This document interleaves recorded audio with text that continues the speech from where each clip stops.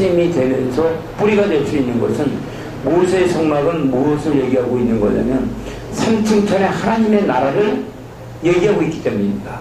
아멘.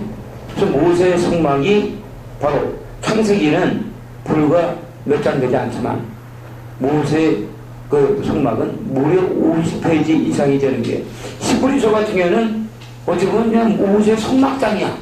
그렇죠? 히브리서 같은 경우는. 그리고 출애굽기 같은데 보면은 그 어떻게 그렇게 섬세하게 그 어디다 여기다 뭐 술을 놓는데 어떻게 놓고 여기다 뭐 어떻게 하고 그 세세하게 그렇게 세세하게 가르쳐준 이유가 성막을 만드는 제작에 대해 세세하게 가르쳐준 거는 바로 무엇을 얘기하고 있냐면 성막을 통해서 하나님의 나라를 계시해주고 있다는 거죠. 아멘.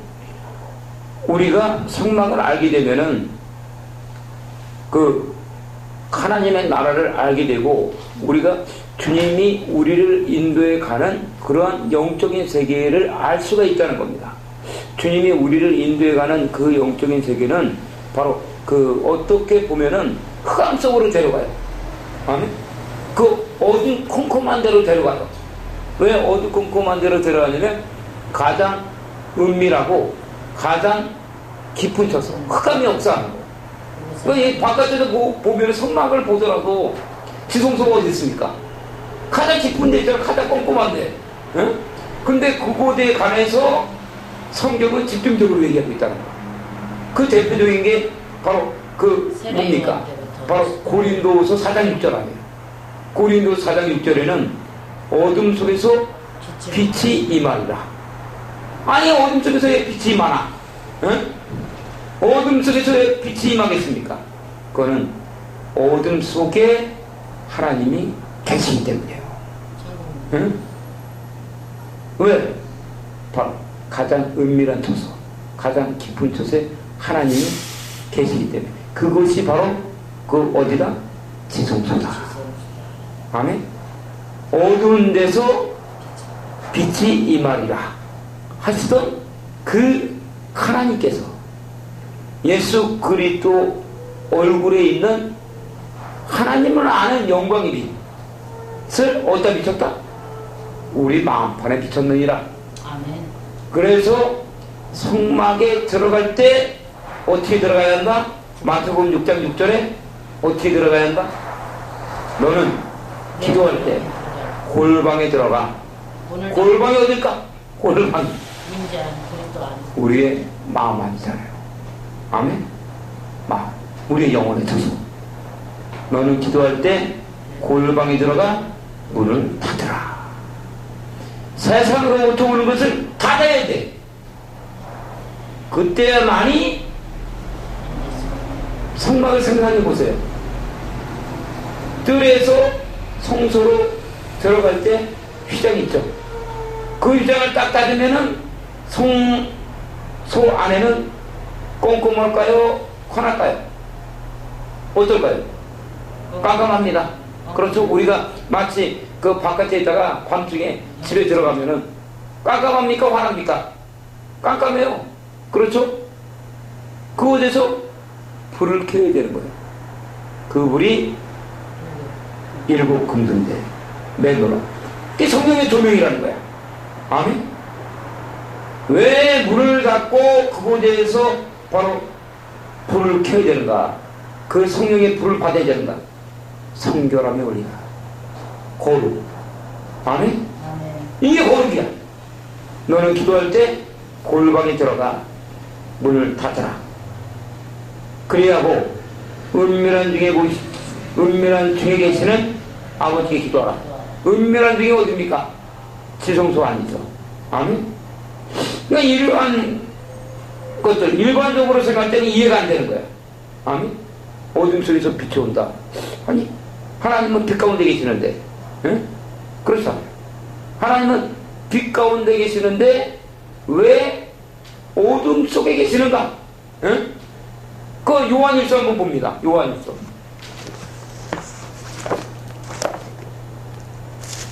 요한일서 1장. 만일 우리가 우리의 자가 요한일서 1장 5절. 부터 7절. 우리가 그에게서 듣고 너에게 전하는 소식이 이것이 곧 하나님의 빛이시라. 그에게는 어둠이 조금도 없으시다는 것이다.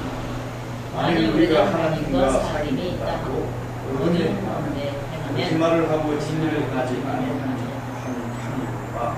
그가 빛 가운데 계신 같이 우리도 빛 가운데 우리가 서로 사귐이 있고 그 아들 예수의 피가 우리를 모든 죄를 깨끗하게 하실 것이요. 아멘. 여기는 아까 얘기하고는 많이 달라요. 그렇죠? 하나님은 빛 가운데 계시고 어둠이 조금도 없느니라. 근데 아까 고린도 후서 4장 6절은 어둠 속에서 빛이 있는데, 아니 그러면 이게 뭐 성경이 아니 이쪽에서 이랬다 저쪽에서 저랬다, 아니 뭐 이런 게 있어 이거 집어쳐 그러니까 이게 영안이 열리지 않으면 모르는 거예요. 이게 바로 뭐냐면, 우리 그리스도인들은 세상에 있는 자들과 세계관이 달라야 한다. 아멘. 세계관이 그들과 똑같으면 안 보인다. 왜? 그들은 수평적인 관점에서만 보기 때문에. 아멘? 하나님의 나라는 수평적으로도 임하지만 수직의 개념이 있다. 그게 바로 뭐냐면 삼층천이라는 거예요. 삼층천. 아멘? 어둠 속에서 빛이 임한다는 것은 어떤 각도에서 바라봤느냐. 아멘? 여기 보세요. 화면을 보시기 바랍니다.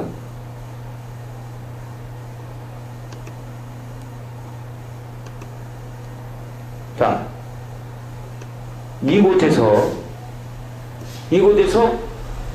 여기 어둠이죠? 어둠? 예? 이 밑에서 이렇게 바라보면 뭐 보입니까? 문제만 보이죠. 예? 어둠이 보이잖아. 응. 왼쪽 다 꺼보셔.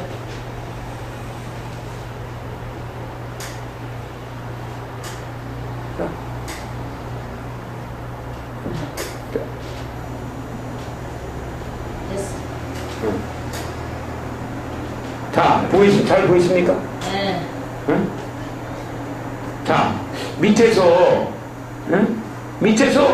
위로 쳐다보면은 뭐가 보이죠? 밑에서 위를 바라보면은 문제만 바라보지. 문제가 어떤 색깔? 검은 색깔 아냐? 네, 7산의 영역도. 우리 인간들이 사는 세상에서 위를 바라보면 어둠밖에 안 보인다는 거야. 문제만 보여. 그래서 이게 세상에 있는 자들이야. 세상에 있는 자들의 관점이요. 아멘? 바로 뭐냐면 세상이 죄악으로 관영한 거야. 아멘? 문제와 사건밖에 안 보이고 모든 게 죄밖에 안 보여. 완전히 세상은 끝난 것 같아. 그러나 기독교적인 관점으로 보면, 아멘? 삼층천이 있다는 거야. 이 삼층천의 세계를 바라보면 어둠이 있을까요? 없을까요? 하나님의 영광 보조만 딱 바라보면 없어. 없다는 거예요. 다윗이 장막이 되지. 아멘? 문제는 기독교인들이 하나님의 나라에 관한 세계관이 아니라 세상의 관점으로 기독교를 바라보기 때문입니다. 여러분 이해가 되십니까? 이러한 관점을 갖고는 절대로 하나님의 역사를 인정할 수가 없습니다. 근데 제가 이번에도 페이스북이라든가 카페에다가 하나님의 계시와 하나님의 영광을 사진을 보여줬을 때 그들은 자기 입맛대로다가 바로 이것은 좋은데, 아멘? 제가 그분이 뭐 잘못했다는 건 아니에요. 아멘? 근데 그분이 뭐 나쁘다고 그런 건 아닙니다. 아멘? 그분이 이 메시지를 들을 수 있으니까. 그러나 기독교적인 세계관, 아멘? 하나님의 나라를 바라볼 줄 아는 마음, 이게 기독교에서 사라지니까 하나님께서는 자신을 계시하기 위해서 고난을 보낸다는 거예요. 이게 학개에서 2장 17절입니다. 학개에서 2장 17절. 학교에서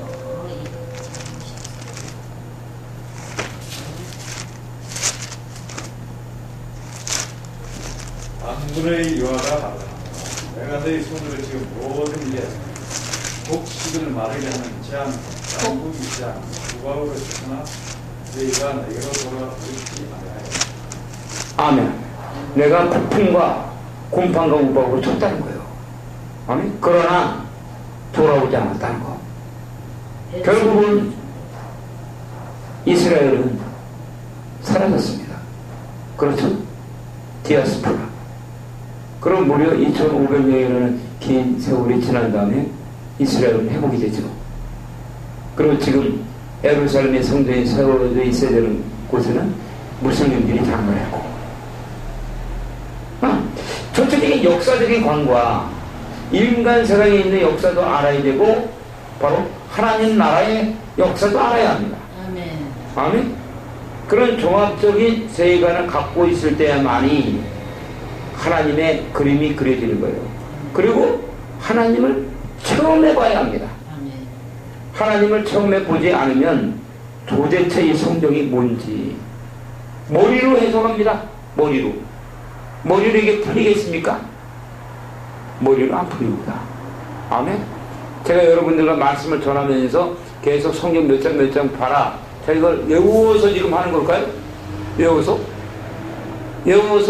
합니까? 이양국 목사가? 갑자기 떠오르게. 아니죠. 이게 하나님의 음성입니다.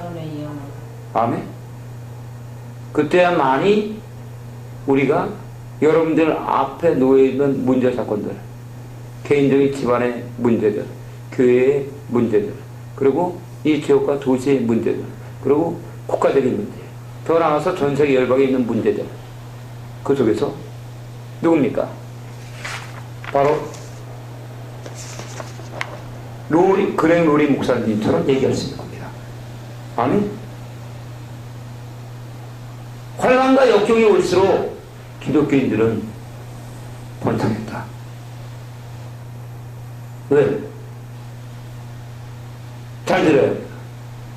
세상에서도 우리가 어떤 높은 데로 올라가기 위해서는, 예를 들어서 진급 문제, 진급을 하기 위해서는 우리가 뭘 봅니까? 시험을 봅니다. 그렇죠. 시험을 통과해야 되는 거예요. 이것 또한 하나님 나라의 예표예요. 그게 바로 로마서 1장 20절 아닙니까? 창세로부터 그의 보이지 않는 것들, 그의 영원하신 능력과 신성이 그의 만드신 만물에 분명히 보여 알게 되었는 이로써 핑계질 수 없게 됩니다. 이 하나님의 나라를 좀 통찰력 있게 바라볼 필요가 있다는 거예요. 저는. 네? 동의하십니까? 통찰력이 없이 하나님의 나라를 어떻게 여러분들이 살아갈 수 있겠습니까? 특히나 마가복음 9장 1절에는 이 땅에 살아가는데 이미 하나님 나라를 볼 자가 있다는 거야.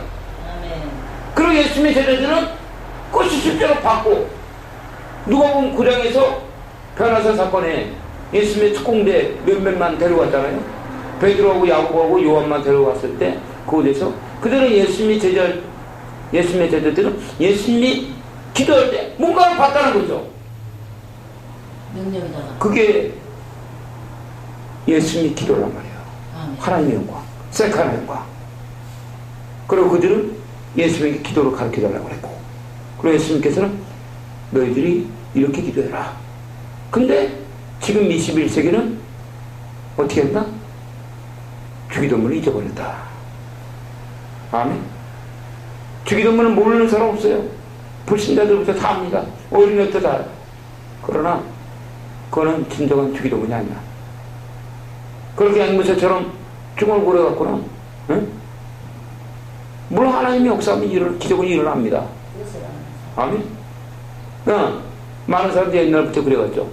하루에 주기도문 100번, 그리고 사도신경 100번, 하면 기적이 일어난다. 근데 기적이 안 일어나. 아이 뭐야 이거. 100번 해서 그런가? 그러면 200번, 300번, 500번, 1000번.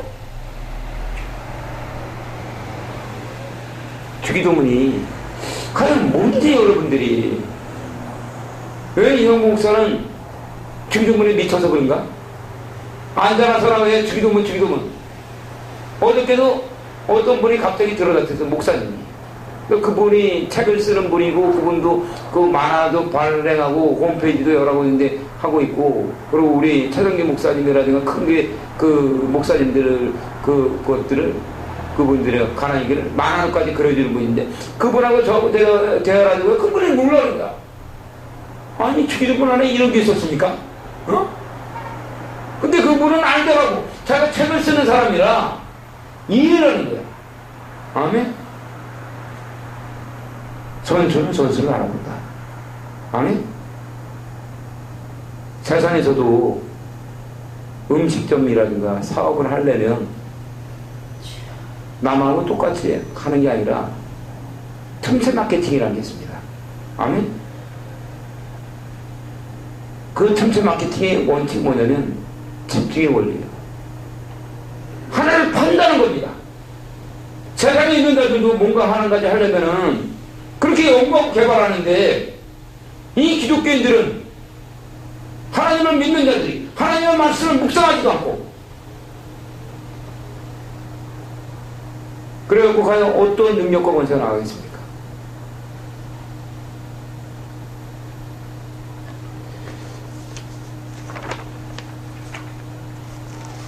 우리가 주기도문을 알아보고 있습니다. 네, 저 다음 페이지 한번 보겠습니다. 101페이지.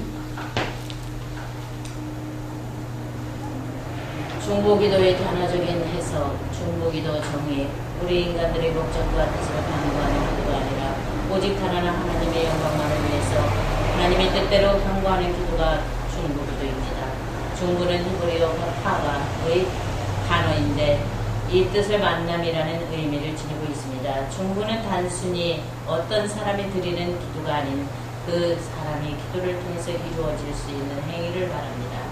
십자가의 복음 중 복종의 열매 맺는 행함, 곧 창세기 1장 14절 공장에 광명이 있어 주야로 나누게 하라. 또 그 광명으로 하여 징조와 사시와 일자와 연한이 이루라 말씀하신 징조를 통해서 나타나는 연한이 중보인 것입니다. 즉 다시 말씀드리면 징조는 어떤 사건이 나타나는 조짐이며 시작이요 알파이며 처음인 것입니다.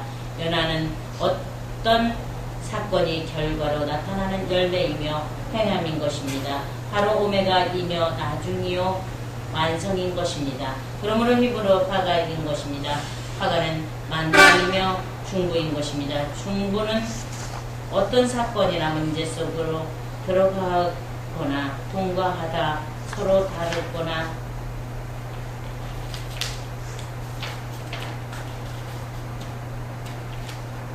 다투는 사람들을 화해시킬 목적으로 당사자들 사이에 활동 중재 조정하는 것을 의미합니다. 아, 네. 뭔 얘기인지 알겠죠? 중보는 여기 뭐 다 그 아시는 분이 때문에 넘어가겠습니다.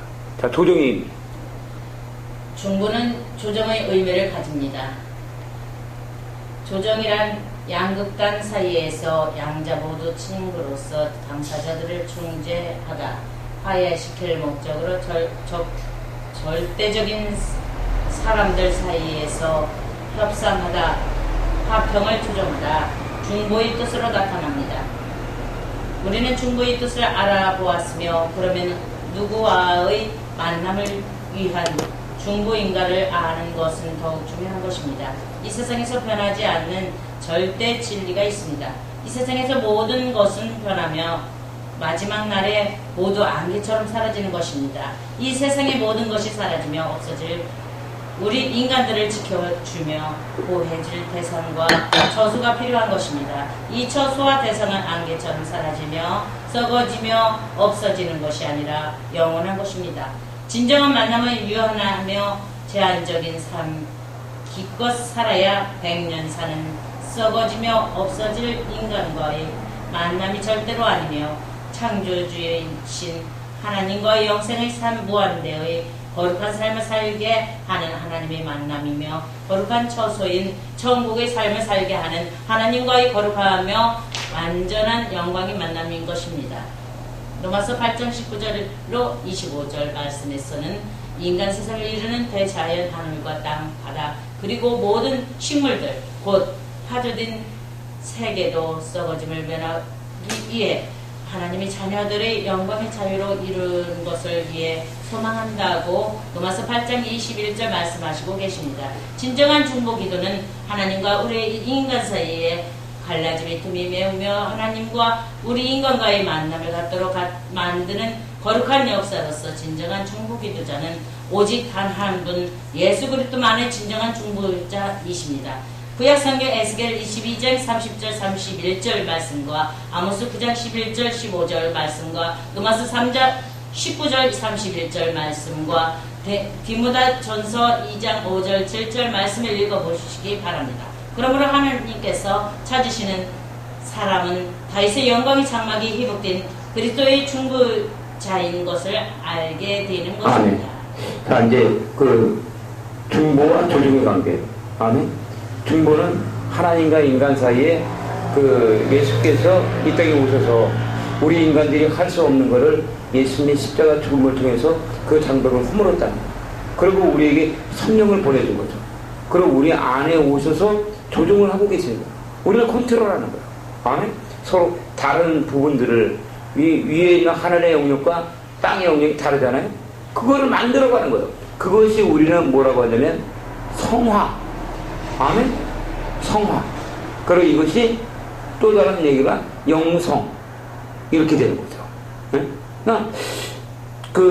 이 주기도문이 거기 앞에다가 전략이라는 게 쓰여지는 거. 자, 다음 페이지에 이제 있습니다. 2번. 전략적이며 애원적 중보기도는 무엇인가?